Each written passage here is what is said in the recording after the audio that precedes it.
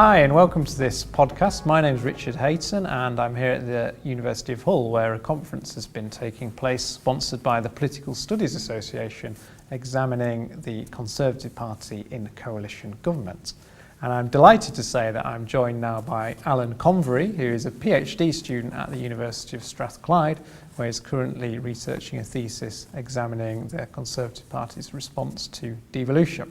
So Alan, David Cameron has repeatedly emphasised his personal belief and commitment in keeping the Union together. I mean, how would you assess his performance as Prime Minister so far in fulfilling that objective? Well, I think in many ways that the Prime Minister has been very effective in his speeches about the Union, and he's able to portray when he makes a speech in Scotland a very genuine sense of he is a Unionist and he wants Scotland to remain in the Union.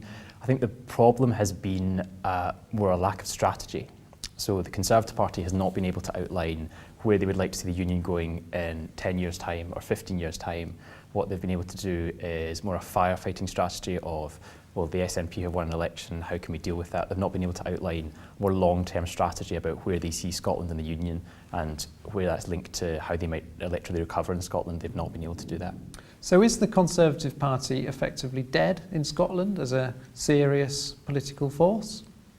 Effectively dead are your words, not mine. I think that's an interesting question. I think that it's been very difficult for the Scottish Conservative Party, having been against devolution for so long, then to try and deal with the reality of the Scottish Parliament. But I think in terms of outlining a strategy for both the Scottish Conservative Party and for the UK Conservative Party in terms of looking at devolution, there are kind of three main problems for David Cameron. I think the first one is that the Scottish Conservative Party is itself deeply split over the issue of the Constitution and what should be the future of Scotland and the United Kingdom. So there are sections of the Scottish Conservative Party which believe the only way we're going to recover in Scotland is if we have a parliament which has tax-raising powers. And also, how can we be Conservatives if we don't have a parliament which raises the taxes that it spends? It's fundamentally unconservative. That clashes with a thinking in the Scottish Conservative Party that, well, every new power for the Scottish Parliament is a concession to the SNP. So we must not go down this road. So it's very difficult for Cameron, in a sense, to impose a strategy on a party which is itself split, and that came across very strongly in the leadership election last year. The second thing I think Cameron has a problem with is if we sort of just had the Scotland Bill, which has transferred some tax-raising powers to the Scottish Parliament, some other powers over some other areas. The problem is once you start to go beyond the Scotland Bill, you then start to get into areas of high economic policy. Things like income tax or corporation tax, things that are more difficult to devolve and pose much more serious questions about the future of the British Constitution. And I think once the centre's autonomy starts to be compromised in that sense of having to give more powers away to Scotland, it becomes more difficult to devolve powers. That's a difficulty. And thirdly, I think there's an attitude of, well, they might just get away with it.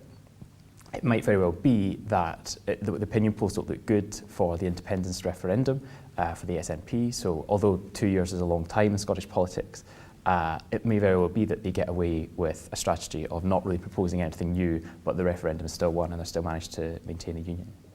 So how might the Conservatives seek to articulate a more compelling narrative about the future of the Union and indeed the future of Scotland? Well, I think they have to engage with the difficult question of tax-raising powers for the Scottish Parliament. I think Cameron in particular needs to engage with arguments concerning there's groups in Scotland who have aligned themselves with something called Devo Max or Devo Plus. So there's Conservative politicians in Scotland who are currently part of a group called Devo Plus, which is looking at how more powers might be devolved within the United Kingdom, starting to outline a vision of what is a post-referendum Scotland within the United Kingdom and in terms of a longer-term vision. So I think Cameron would have to start engaging with those debates.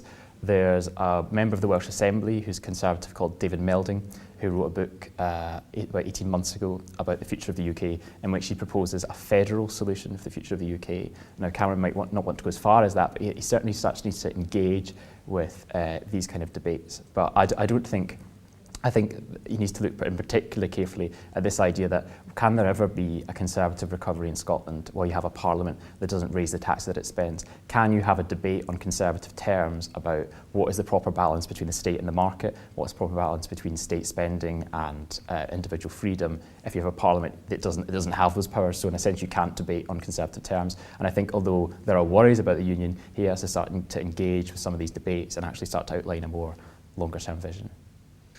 Alan, many thanks for joining us today. That was really insightful, and it certainly sounds like that's going to continue to be a very interesting area for academic research over the next few years. Thank you.